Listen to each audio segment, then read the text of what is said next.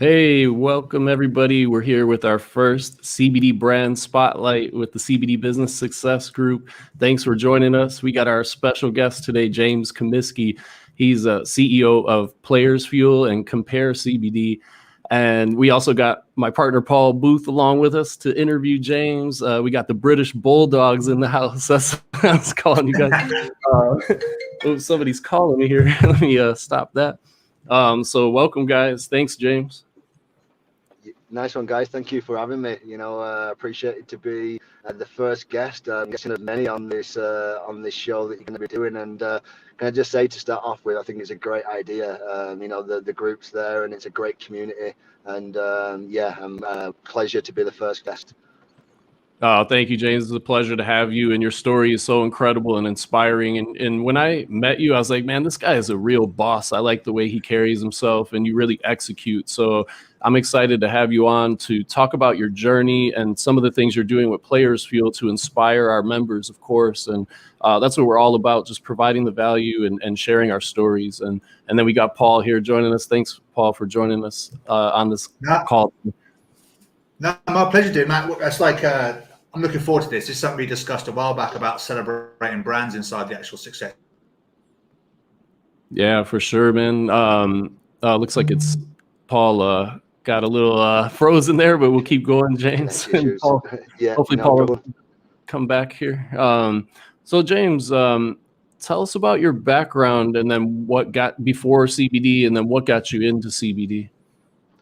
Yeah, so I'll give you a brief overview of my history and where I'm currently at now. So, dropped out of school at a very young age, 14 years old. I dropped out of school, and I think school at that point for some of us wasn't the right environment. I couldn't deal with the rules, the regulations, couldn't deal with the way that the system was currently set up, and realised that I just wasn't enjoying being at school. So I dropped out of school at 14, and I sat down with my mother, and my mother says, she was really kind of concerned. And I kind of said that, Mum, you need to trust me on this, that I'm going to take a different route to others, and I'm going to go and try and provide for our family. We come from humble backgrounds, and we've got a big family, and I'm the only guy in the family. So it was my job, and it was on my shoulders to be able to kind of provide. So from that age, I first got in loads of trouble at a very young age, and as some people do, we was on the wrong side of the fence and experienced some wrong type of experiences, but they was experiences that I wouldn't change because they made me the person I am today.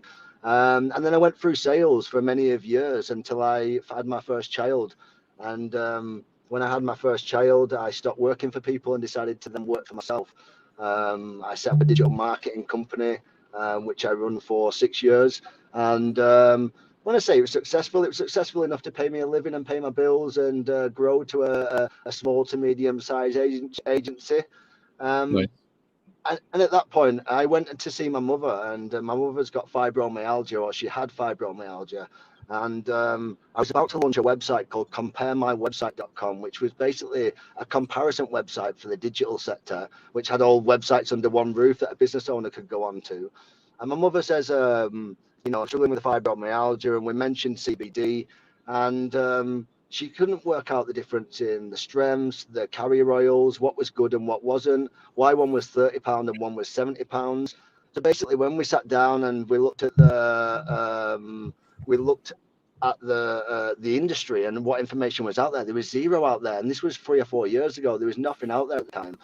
So at that time, I decided that I was going to ditch the CompareMyWebsite.com and go into the medical cannabis industry, which is something I had a passion for, and create CompareCBD.com. So that's exactly what I did. We created CompareCBD.com. We had a small knitted team to start off with, and really just started creating relationships. And I suppose, as some companies do in a very early stage, that we made some mistakes, and we went to market in a different way than maybe we should have. But that's a process, and I think that's a part of business sometimes, that we do make mistakes and we don't always get it right the first time round. But as we always know, it's not a sprint; it's a marathon. It's how you finish the race and not how you start. Love it, man. That's great advice. And one of my old partners, he trademarked "make mistakes," and he had the T-shirts and everything, he's one of the most successful entrepreneurs I know. And that's what it's all about. The best entrepreneurs are able to make the mistakes, pick themselves up, dust themselves off, and learn from the mistakes and keep going forward. And you know what? That's completely right there, Matt. And you know, when we did learn from our mistakes as we've gone forward, and we, you know, made some great projects. But unfortunately, around about 16 months ago, I was at home. I got ill for three weeks, and I was laid on the couch, and I had a small lump appearing under my ear there. And you know, as men as we do, we was like, I was saying to my missus, I was like, I'll be fine, don't worry about it, just a man flu, I'll shake it off. Another week went by and I was still ill, and she was like, you know, bloody hell, you're still ill, you know, it's not shaking off this. And then she was like, get to the hospital and just check that lump's not going to affect your eye. So I went to the hospital. We sat down and they did all the checks. And just before I went, they went, oh, just let me just do a blood test before you go. And they did a blood test. And next thing I was just sat with the missus, and a little Chinese woman came in, and she says, and I remember the words to the point. She said, "Have you got kids?" And I went, "Yeah, we've got 3 children." And she went, "Unfortunately, you've got leukemia, you've got cancer." And I was like, "Oh, wow." That was a bit of a fucking kick in the gut. I was like, and, you know, at the time, my missus started crying. I didn't feel anything. I just felt numb, and I was numb for that. I was numb for that. For the next, I suppose, 2 months or so, because I instantly went onto a blood transfusion. When I woke up the next morning, I was on a table having a jaw operation, and then the day after, I was having chemo put in me, and starting a cycle, which then I was out of it for another 30 to 60 days. I was out of it in a bed with a swollen face out here, my ears all swollen up, my eyes was all come out here. At that point there, I felt like that probably, you know, it was just a matter of time before my life was ended. If I was honest, you know, I was just kind of appreciating the time that I had. And it wasn't until I got that first kind of stint where I left. I left hospital for the first time, and I managed to get home for just 2 weeks after being in hospital for 60 days.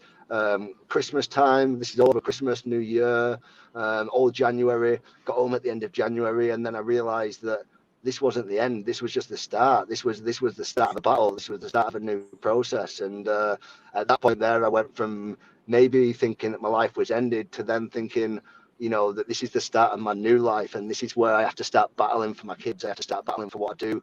Every decision that I make moving forward, I have to make for the right strategic decision for my kids and not for me. You know, where maybe I made decisions prior for myself and for my own goals and for my own needs, should we say? But then I just changed and made decisions differently. So kind of cutting that short story a little bit shorter. I went through 2 rounds of chemo, and then they told me at that point there, when I decided that I was going to fight, it was like, okay, you need to go for a stem cell transplant. And I was like, I went and seeked advice around the world. And anyway, as much as they was telling me I wanted to that I had to do it, I wasn't going to do it. I did a lot of meditating, a lot of self-thought process, and I decided that I was going to go against the doctors, and I was going to go and stick on the medical cannabis oil, and I was going to do 2 more rounds of chemotherapy, consolidation chemo they call it, which meant that my odds was a little bit against me, but that's the route that I wanted to take. And I did that. I stuck my guns. You know, I was brave. I didn't do what the doctors said. I went with my own guns, and I did another 2 rounds. And I'm now 16 months later. I'm back in the gym. I'm back in business.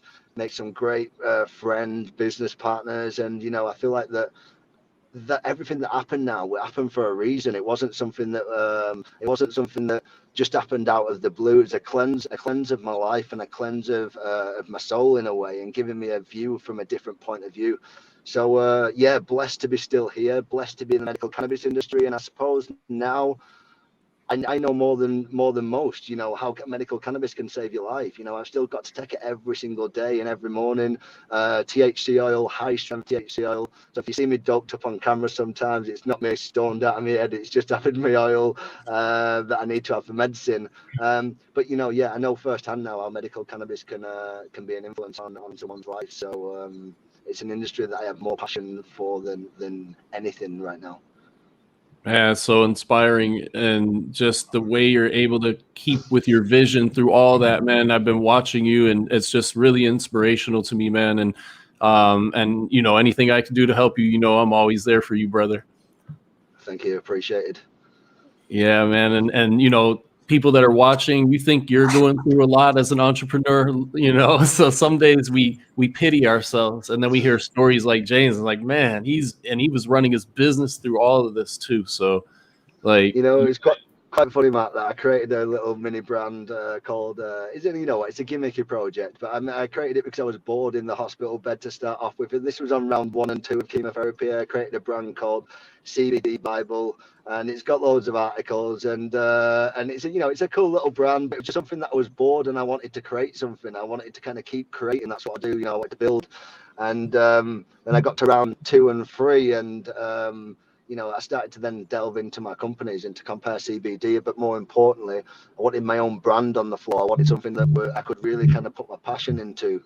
And at that point there, bear in mind that I've already owned a digital marketing company. I've already had many years experience in the CBD world. And I suppose not just experience, but because we work with multiple brands, that I've had experience across multiple levels as well, seeing the pitfalls and seeing what should be done and shouldn't be done.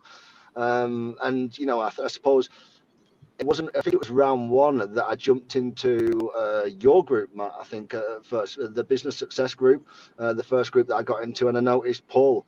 So then I ended up landing in one of Paul's groups, and over a number of months, I was just, as I always do, I observe what's going on, what's on offer here, what's the value and what's not, and then I jumped in. I didn't kind of stand off, and I looked at what I wanted to do, and I made a decision. And I seen 3 brands that Paul had that I wanted. I wanted all 3 of them, and I would have bought all 3 of them all at once if it was my way of doing it. But unfortunately, Paul talked me out of it, and he taught me to just buy one of them because that's the correct thing to do. But yeah, I ended up buying Players Fuel, and I bought Players Fuel for a reason.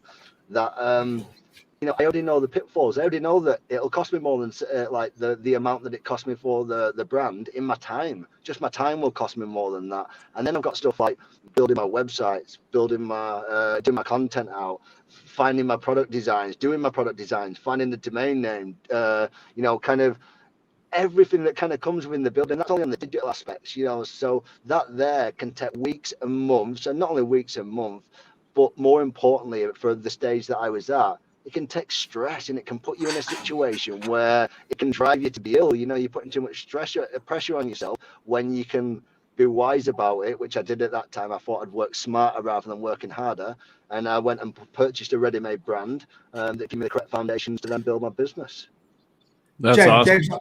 James, I'd love to ask, because obviously I know I built the Players Fuel, but I don't want it to sound like it's some sort of sales pitch. But why did you choose the golf niche? That's the thing to me, because obviously I know why I build brands, and I know why other people go into different niches, and I bang on all the time. Anyone in this group or anyone in this live stream who knows me knows I bang on about audience, niching down, messaging, and your product comes last. So tell the audience why you pick golf. That's the key one. That's the key one. That's a key message we want to get. Or I want to get across, but I want you to do it rather than me talk about it, because I think people are bored of me talking about audiences. So if you can explain why golf and why golf got you excited.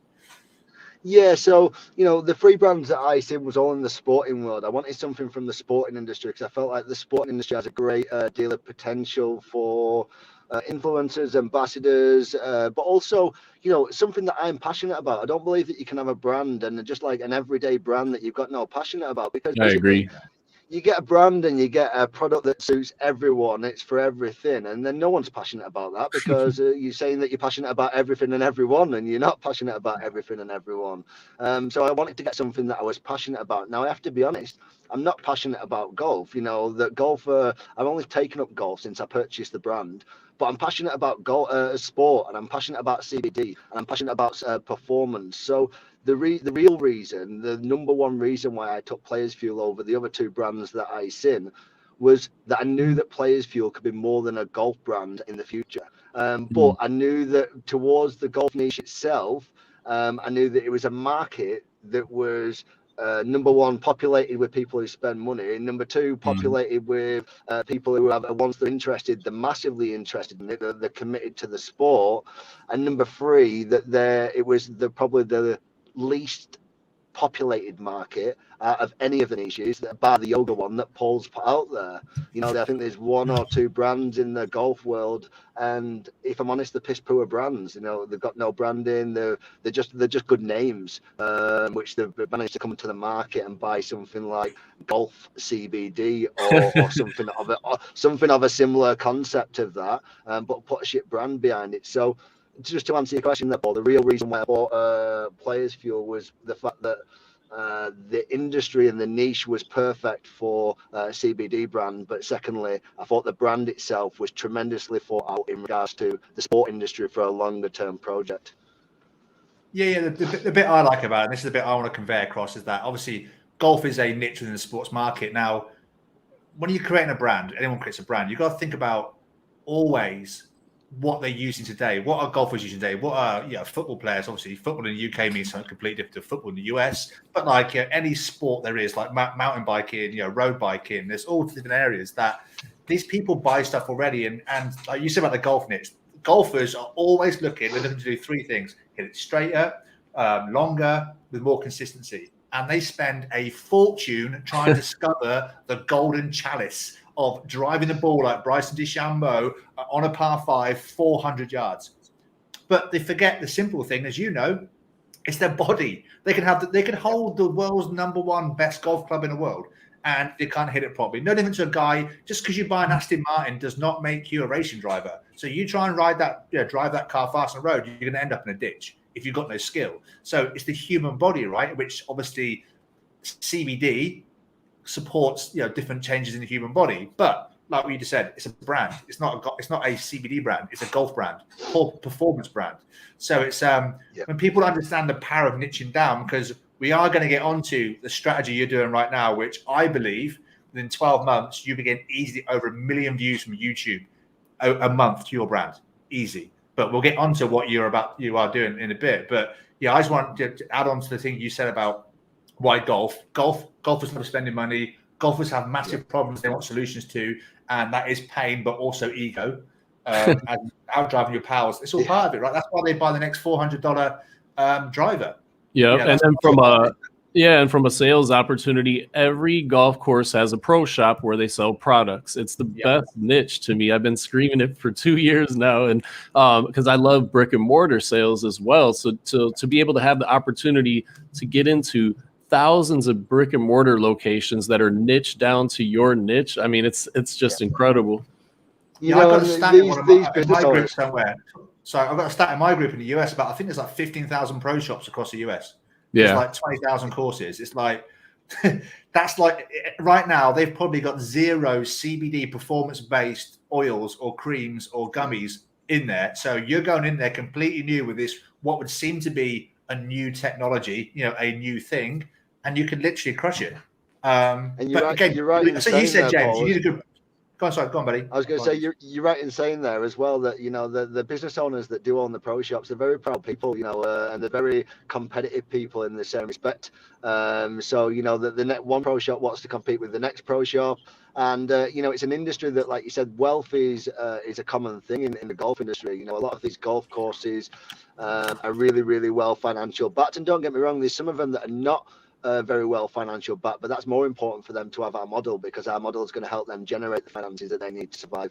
But yeah, the industry is a perfect industry, and we've got 2,900 golf courses here in the UK, and obviously 0.01% of them have got CBD products in currently. So that we've got a complete open market, and don't get me wrong, that won't last for long, because there is 1 or 2 brands out there that are now starting to target CBD golf pro shops.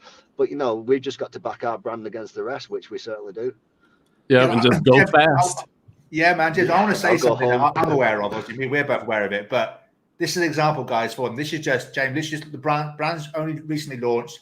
He's gotten to 1 pro shop. It's in quite a few pro shops, but the average order from a pro shop in the UK is about 100 units.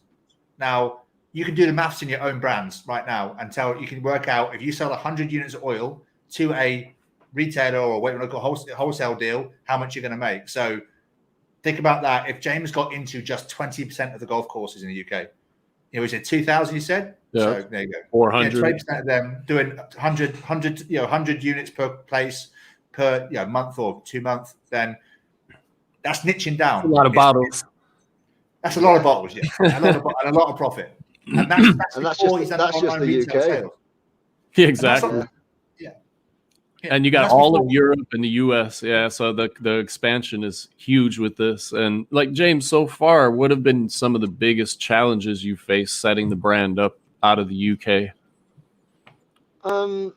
Challenges wise, you know what? I feel like if you put the correct foundations in place, the challenges as you move forward are very minimal, and they're only small headaches. Like, that you do always, as you're building out a project like this, or you're building out a business, that you always come across little glitches. You come across things that maybe that you should have noticed that you didn't notice, and they're little small tiny hiccups. But I think that just putting the correct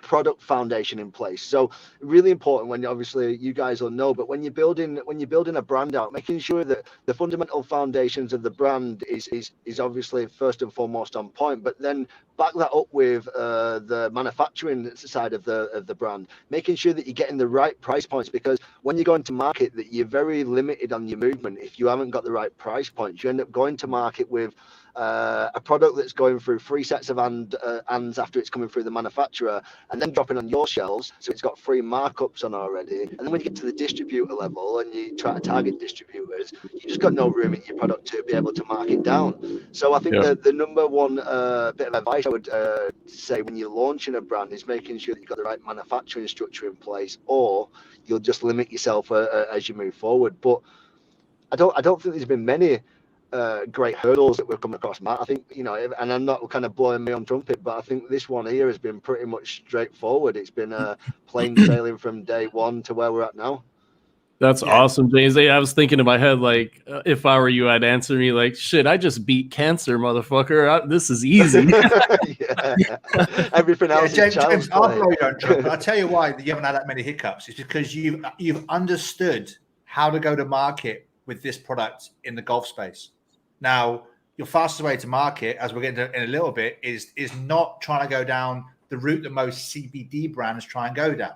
Is the route to market is getting the power of influence, getting the affiliates on board, getting the people that drive people to come to your brand. So it's like almost like the Instagram tits and ass, if you want to call it, model, but not tits and ass golfers. Yeah. So it's I'm buzzing you to tell. I really want you to tell your strategy, how you are driving sales and what you're doing, and how the people really listen to it. They can see in a year's time this will be an absolute machine, because it's so basic as well. In a world, if we're honest, that advertising in the CBD space is difficult, but obviously Matt and Aaron can crush that for anyone that comes on board with them. But for the person, like the everyday person that's got only a few basic skills on Facebook, you ain't going to get ad live. You ain't going to be able to run ads. So what are they left with? They get confused. And what you're doing right now is where I think people need to open their mind up to how you make sales in a CBD market, a grey area effectively, because it's not that difficult. It just takes a bit of willpower, mindset, getting amongst it, communicating with people. So I'll blow your trumpet for you. The reason you haven't struggled is because you've seen the market and understood how best to get into that market and be in front of people that you need to be in front of to take your product. You know what, I from an outsider's view, and I'm going to say this now, that it might seem that because I use your services that this meeting is kind of set up in that way to kind of blow each other's trumpet. But that's certainly not the case. That's certainly not the case, because I'm blowing no one's trumpet whatsoever to start off with. But second of all, just in regards to that, it was completely independent choice for me to kind of go down and do that. And the strategy that I took with Players Fuel was maybe, as an honest business owner, that maybe wasn't the strategy that I originally planned out that I was going to take. But in business, sometimes naturally things fall into place, and when they fall into place, that you carry on just kind of moving with that, because that's where your traction's coming from.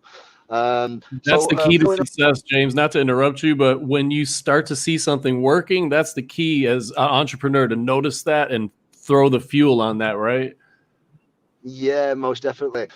You know, one of the key things in my strategy originally, I took from one of Paul's groups, and I took a thing from Paul's group that says it was something about willing to give products away. It was actually, I think Paul might did the video, and it was like, you know, if you're willing to give products away and you're willing to kind of go and spend your own money to buy products and then put them in front of people to then give them away, for them to review them, for them to look at them, for them to actually start putting videos and content up about them, then that was my number one influencer. So I thought, okay, I'm buying a brand here. I am buying product.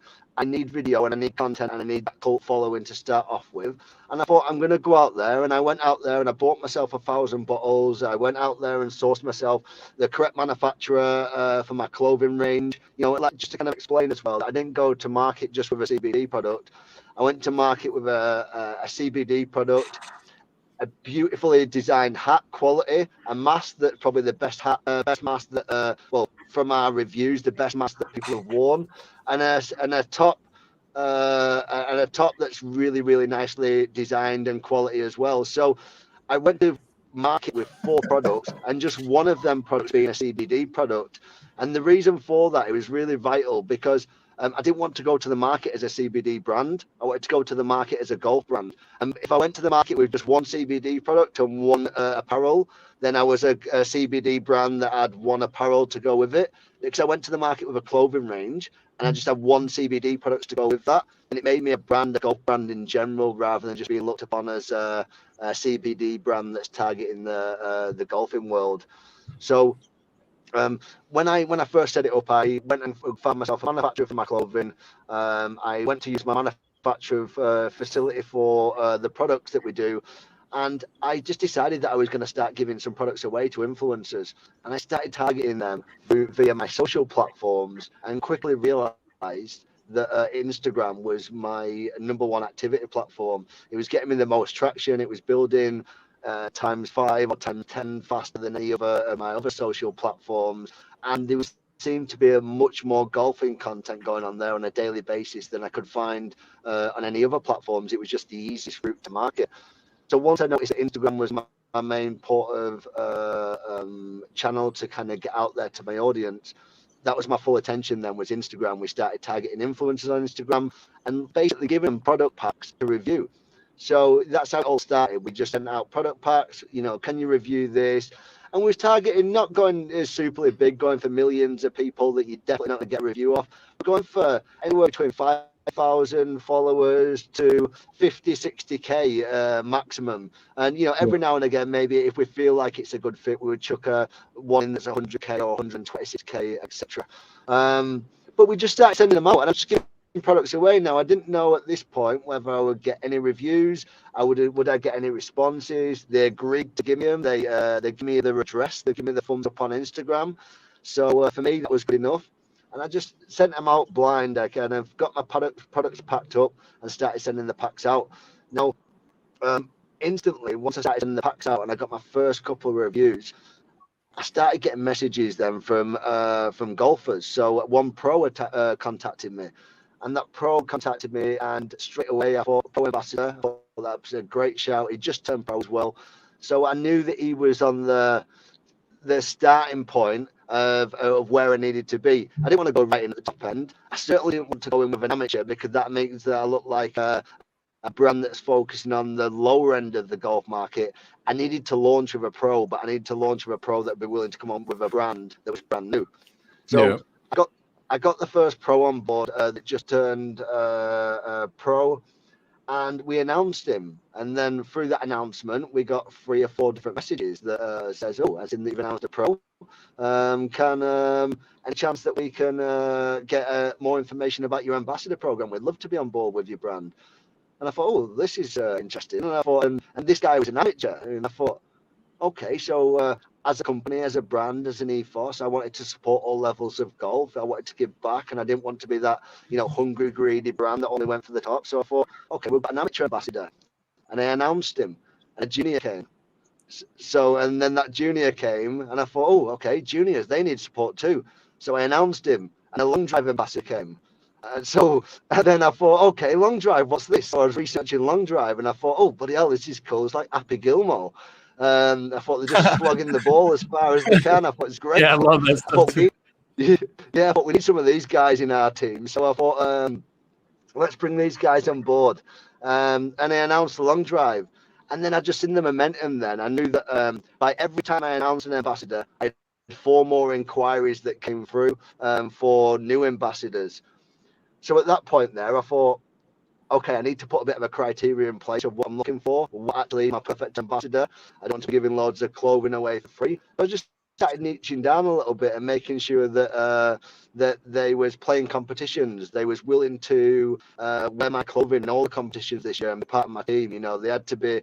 They wasn't allowed to be wearing clothing in competitive competitions if it wasn't my brand's clothing or it was prior agreed, because that's my ambassador program. If they're putting videos out online, you know, making sure that every now and again we get a video. I needed loads of great content at this point. So I thought, you know, these ambassadors would be perfect for it. And I've got to remember at this point, I've invested quite a lot of money into the brand. When I say for quite a lot of money, actually, no, it wasn't. It was peanuts into the brand, actually, because, you know, maybe 7.5 grand, 10 grand in total I spent on the brand, and then another 10 grand or 13 grand on products. So you're fucking less than 25k to get a brand up and running. So it was peanuts in concept of what we've got now. So you know, I started giving them products away, and the ambassador program and the way that it worked and the way that I set it up was basically that I would give them a free product, a hat, a mask, a top, and a CBD oil as their starter pack, and I would give them every free product that then I release in the future. So any free product, any products that I release in a few months' time, I will send them one out so I can get some more content. And their agreement for taking them products was that they had to wear my products in their competitions and in a social video every now and again, which I thought was a great deal, because as much as on my website, my retail price is, you know, quite expensive for one of each product. Remember, going back to my prior conversation, I set up my foundations of my business properly. So it meant that my cost of my products was actually very little. So, you know, bringing an ambassador on board actually cost peanuts as well. You know, it cost absolutely nothing to bring someone on board. So very soon that we went from 1 ambassador to 30 ambassadors. And then when I got to 30 ambassadors, I thought, this is going great. You know, I need to then build out this as my main focal point in my business.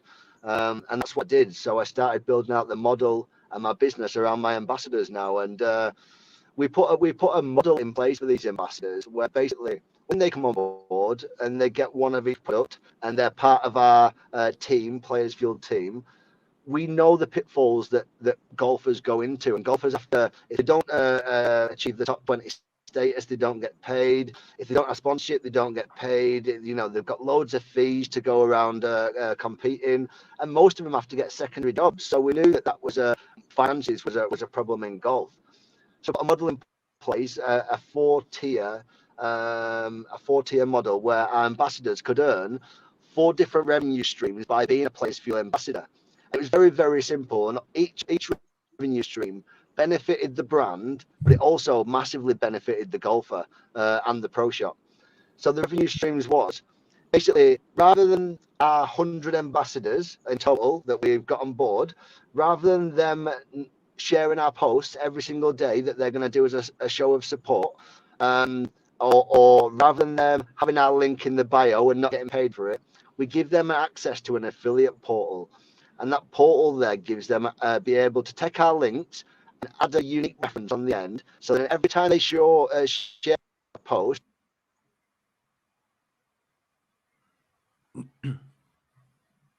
Uh-oh. I think we lost your audio there. Oh, there you go. I think it's back. Okay, sorry. Someone was calling then. Yeah, every time that they share our link as a show of support, and someone purchases through that link, they then get a 10% commission. So that was a way of them sharing our content, getting out there to the masses, and also generating funds for themselves at the same time. So double-ended sword there. We was getting loads of free marketing, and we was going to get some more sales, and they was going to get paid for something that they was going to do anyway and share our content. So that model there just completely made sense, an ambassador program. Now the second one that we thought is okay, how do we sell more bottles? So we put something in place called the wholesale program. Our pro shops have to order a minimum of 50 products at a time to get our wholesale price. So what we did for our ambassadors, we put a model in place. They could order our products at 10 at a time at that wholesale price. So basically what that meant is that they could buy 10 bottles of our CBD at half price and go out there and sell it to their network and double their money every single month. So basically what we had there is that then we've got 100 distributors that are all distributing our products in all different parts of the world, because we're in 13 different countries or 14 different countries now with the ambassadors. Wow. We've got them distributing products to all these 14 different countries and buying in at our wholesale program. So that worked really, really well. So then the other thing that I thought the main model for this was always about the pro shops. We always wanted to deal with the pro shops. How do I get these to get me into the pro shops? So we put the third model is we put a pro shop referral scheme, which basically was that 90% of our pros are either a pro at a pro shop, or they own a golfing academy, or they own a coaching, some kind of classes. They deal with people on a business level. So I had to put a pro shop referral scheme in place, which meant that if they can refer their local pro shop to us, their friends, their network, anyone that they know as a pro shop, bear in mind that they know loads of pro shops, that we'll give them 10% of the first order for the pro shop, and we'll give them 5% of that pro shop's next 2 orders. So they can get paid on the first 3 orders of that pro shop. So one guy that we brought on board gave us 5 referrals in the first day that he came on board, 5 pro shops, and generated himself £2,500 instantly. And he's got 2 more payments to come out on the next 2 orders for these 2 pro shops. So then I just noticed that when we put that model out there, that the referrals started coming in for that massively. So the last one that I wanted to hit the influencer market. And I thought, okay, what's the thing that I bolt onto it? I put a referral influencer program in place where if they bring me an influencer that they know or connected to, 100 ambassadors that we've got, then I will give them a bonus. And I always explain the bonus the same way. That if you bring me Rick Shields, I'll give you my wife, I'll give you my watch, my car, or anything that you want. But if you bring me local John from down the road who's only got a couple of 100 followers, then he might be still a great micro influencer, but I'll only give you a product from the website. So that's the way I always explained it to him, which always made him giggle. Yeah, guys, who don't know, Rick Shields is a massive YouTube golf guy in the UK. He's super. He's got about 2 million subscribers, and if he talks about anything, it sells like hell. So yeah, when James talks about Rick Shields giving his watch and his wife, it's because if you get him, he's like the golden goose in the UK when it comes to. And obviously in the US, there's a couple of guys who will be after. So James will be after, or players who will be after. But yeah, just so people don't think some Rick Shields is some like postman that comes around and like he's trying to steal James' wife. German porn star. Yeah. But yeah, so we had the influencer program, and you know what? The influencer program worked just as good as the other programs we set out in place. So, instantly, for each of our sectors and the levels of golf that we cover is amateur, junior, pro, and long drive. So we have a head ambassador for each section, and that head ambassador's role is to basically look after the other ambassadors, give them advice, but they get little perks like being on our website, imagery, different products, our prototypes, and just like a higher commission structure as well. The extra 5% commission on their commission structure. So I brought my amateur head ambassador on board, and basically he referred 3 influencers to us straight away. So one of 50,000, a guy locally to ourselves, Michael Newton, great influencer on YouTube, 50,000 followers, had about 10 million views on YouTube since his channel started. So, great content. Ali Taylor, another guy from Blackpool, 28,000 or 30,000. Really, really good influencer. And a guy called James Robinson, who's got 150,000 as well on YouTube. He's got 150,000 followers. He's had like 40 million YouTube views on his channel. So these guys now are on board with the company and partnered with the company, not short term, but long term, as the way that we've set up the relationship. So as Paul was mentioning before, that over a period of time that we have these videos embedded into YouTube, hopefully that's going to create a massive amount of views, visits, and we've already seen that it's created sales. So just to kind of elaborating on what Paul was saying there, that the program that's set up and put in place is basically a glorified influencer / ambassador program that I've made a little bit more bespoke to our organization and the way that golfers need funds and the way that they want to be looked after, and then just kind of molded it. But I didn't set out to do that. That was just naturally in business. Like I said, sometimes things work and you just run with it. You don't go the opposite direction. Yeah, sorry for waffling on so much. I talk a lot. No, that was incredible, man. Great way to explain it. Yeah. Yeah, so I just want to add to that. So, guys, what Base James has got, he's got an affiliate program, he's got an influencer program, but just think of influencers, people of influence in a niche you're after, and he's targeting traffic from YouTube. But ultimately, why it works, and it's not because I create the brand before everyone says that, it's because whatever brand you build, the affiliates and the influencers and the people that get hold of your products and your brand have to love it. It has to vibe with that niche. It has to look the part, because if it turns up and it looks crap, that person's never going to promote it. So it's like anything. Why do certain people wear Puma, Nike, Adidas, Under Armour? It's because it reflects who they are. You know, why do they wear a Rolex watch? Why they drive a BMW, et cetera, et cetera. So the brand has to look the part so that these influencers want to shout about it because it's cool. Because it makes them look cool. It makes them part of this cool community. If you haven't got a niche down brand, right, and it doesn't look cool and it looks like a Me Too and it just looks crappy, no one's going to want to promote it. So exactly. It's James's program that's doing it, but ultimately the people want to be part of it, because if the product looks shit, they wouldn't want to push it because it would make them look stupid. It's the logo, like the whole, you know, I know you don't want to toot your own horn, Paul, but the logo looks incredible. And it's like, I want to wear the hat. I want to wear the shirt. That the logo looks really cool. And I'm sure that attracts the influencers for sure.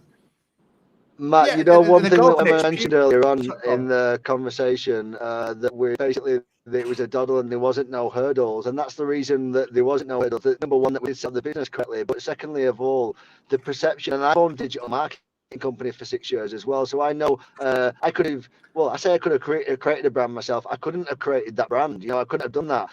And the fact is that when I've got a brand like that that's percepted in a market, in the golf market so well, and the doors opened themselves for me. I didn't have to put the doors even in front of myself. The doors just literally appeared there, and they opened up, and I just literally walked through them one by one. And you know what? Without bragging, like, my meeting success rate at this moment in time is probably, I think I probably sit around about, 80 meetings in the last 30 days, and out of the 80 meetings, it's probably about 2 meetings that I haven't walked away with a deal or some type of collaboration, because there's everyone that we go to, we can add value to. They love the brand.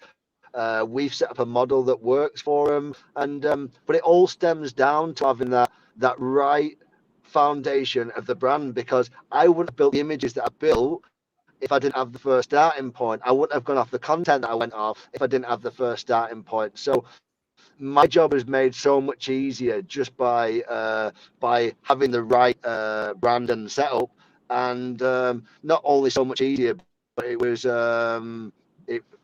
it was obviously, it was great in its own right. You know, obviously I was in the hospital at the time. I didn't have the time to put into the brand, and I just needed something that I could run into the market with, and that brand that was perfectly made for the golf industry. Yeah, I think you said something there, James. It's like, you didn't have to open doors, people came to you, right? So that's a part of, like, when you build a brand, and people are scared to niche down because they think if you niche down, you lose sales. If you niche down, then you focus on a target audience and they get who you are. Then secondly, if you look sexy, right, and you look $1 million out the gate, you open doors, the doors just open themselves because people want to be part of that brand. They want to find out more because it's interesting. It's not another Me Too. So yeah, yep. Obviously I know a lot about James's brand because me and James talk a lot. Obviously, you know, it's one thing I do when I was built brand. I like to be, you know, be part of it as well, because it was my baby, but it's someone else's now, but I still am part of it. So I know things that James is up to, and I know that opening doors without doing anything is potentially going to open up James to one part of the world. There's a big high potential. I know, I'm not going to say what it is, but I know it's not in the UK. It's towards the east somewhere, but there's potential for that to be the first brand in that country that sells that kind of thing to golfers, and it could be absolutely huge. And that was only creative because James started making noise on Instagram, and it was focused and targeted. So yeah, you know what? These doors open up sometimes just by fluke. I can talk a little bit about that, Paul. If you okay. Yeah, I was going to say, I can mention a little bit about that you'd like to, the way that happened was, and I think Stu from Psychology mentioned the exact right wording for what I'm about to say here. That he got a message from some of his clients, and I speak to Stu quite a lot. With Stu also launching a brand and also look for advice. And when Stu said when I was going into the meetings, they were saying this is a brand that's already been set up for 12 months. This is a brand that's already been running for 3 years, and when we started making noise on Instagram, we started getting contacted by distributors from Asia. And the Asian market's huge at this moment in time. But the reason why they reached out to us, and this is their word, not ours, is that there's loads of CBD brands on the market, but this was one that stood out differently. It's one that stood out for the reasoning that they like. Now, they target the sports world. So for them, that was a perfect brand that was targeted towards the sports world. And that was basically just because the foundations of the brand look like it's a massive organization. And sometimes, as much as it's a bullshit, it's a bullshit way of doing it, sometimes you've got to block it until you're there. And you're starting off as a new brand, so as much as you're telling them that it's a new brand and it's just launched and you've been open and honest, that when people get a perception that a brand's bigger than it is, you don't turn around and tell them, oh, sorry, I'm only just started us. We can't do that. You say, how can I make that happen for you? Because we need to get this brand rolling. So the perception and all the traffic, it has been a little bit of a combination of all the work that we've put in, but it's all started from the brand and the foundations. That's got to be the fundamentals. Exactly. Bullshit baffles brains. It always works. Bullshit baffles brains. If you look 7 figures, you act 7 figures, people expect you to be 7 figures. No different to all these marketers that, Ty Lopez, he started out, literally faking it, cars and chicks and rented houses, but now he's a multi-millionaire. He faked it. So brands have to do the same. You don't want to appear to be small fry when someone first sees you. You've got to look $1 million. Brilliant. I love James's story, and I love how he's out. Matt, you know this anyway, and James knows this. I just see in 12 months' time, if this perpetual motion keeps going, that the brand is going to be so huge, it's going to be unreal, and it's just going to be from people just spreading the word for you. Yeah, I feel the same way. You got the momentum going, James. It's exciting, man. And how long did it take you to build out the whole ambassador program and everything you described? It wasn't even that long, was it? Matt, we've only been officially launched, and I say trading was the back end of January, so we've not been even trading for 60 days maybe. So within 60 days, we've got nearly 100 ambassadors on board, 3 different distributors in 3 different continents in the world. So England, Asia, and America, and we're in 13 different countries with a great sales channels now. And many pro shops here in the UK as well. That's all within a 60-day period after launch. Man, that's the power of niching down and having a leader like you, James. And it's just really impressive, man. And I can't wait to see, like Paul said, this year as it unwinds and we watch you build and grow. And anybody that's watching, if you own a brick and mortar store or online marketplace and you want to order product from James, how can they get a hold of you? Yeah, Matt, thank you for that. A couple of things that we're looking out for there. We're looking for one of 3 things. So first and foremost, we're looking for resellers. So anyone that's got a CBD platform that wants a specific golf niche-based product on their platform, then we've got an affiliate program in place that you can basically sign up to. So just kind of reach out to me on my inbox and I will drop you a link. Second of all, anyone that's in bespoke countries that wants to stock the product in person, brick and mortar, we've got a great wholesale and commercial model in place for them types of businesses. So same again, reach out to me, I'll send across the presentation pack. And the third thing is any sales guys in the groups that are looking to sell a product or a CBD based product with a great commercial model around it. As we've spoke about, the golf industry is booming right now. So if you're looking to get into the CBD sector by just selling a product, then we've got a product there that will literally take you from golf course to golf course and earn you commission after commission every time that you step into a golf pro shop. So we're converting at nearly 100% right now. So it's a salesman's dream. That's a beautiful. James, what's your best contact, James? What, an email, messenger? What do you prefer? Yeah, So you can, if you don't reach out to myself on here on Facebook, just info@playersfuel.com, and me or one of the team will pick it up. I think the great thing about this model is I've gone from a one-man band to 106 people in 60 days. Love it, man. Incredible. Yeah. We're excited to watch it blow up, like I said. And people also, me, Paul, and James are working on things. So if you're looking to launch a brand in the UK or anywhere in Europe, we can help you with that. So reach out to me on that. If you have a nice size budget and you're looking to get over there and launch your brand from the US into the UK market and the European market, we can help with that as well. So that's one thing we've all been working together on. So we're excited. People, reach out to James, and this has been amazing, James. I think you've given so much value and inspiration. And like I said, people, there's no complaining, man. Look at what James has done. It's just, you can't complain. Like, I see people complaining about things and they're healthy and they got everything for them. And so just, you got to have that why reason. Why are you doing this every day? Because the CBD industry can be tricky sometimes. So, but yeah, we really appreciate you telling your story, James. And it's been amazing. Yeah, guys, No, I this is one appreciate thing I it. would say is go back and watch this video and watch it in slow time and write down everything James said or transcribe his video, because if you can just look, don't do this. Don't go and inbox him and ask him to write out his affiliate program for you. That's just asking. Right? Don't do that. Yeah, James is a really nice guy. He'll probably respond, but don't do that. Right? Just record this video and watch it back and write down slowly what he's done and just implement it into your own brand. But first off, ask yourself this question: is my brand strong enough, and is it niched down for people to really care about being part of my affiliate program? If the answer is no, and if you're honest, then you have to change your brand or rebrand or whatever it may be. But if it is a yes, then watch this video back, write down everything James just said, implement it. That's why Matt and me and Matt decided to create this Celebrated Brands, is because we want to celebrate brands, but also tell you what they're doing right. So therefore you can implement it and start generating more traffic and more sales in your business and more awareness, because that's ultimately why you're in this group. You're either here to find out the best information, the best products, or to start a business.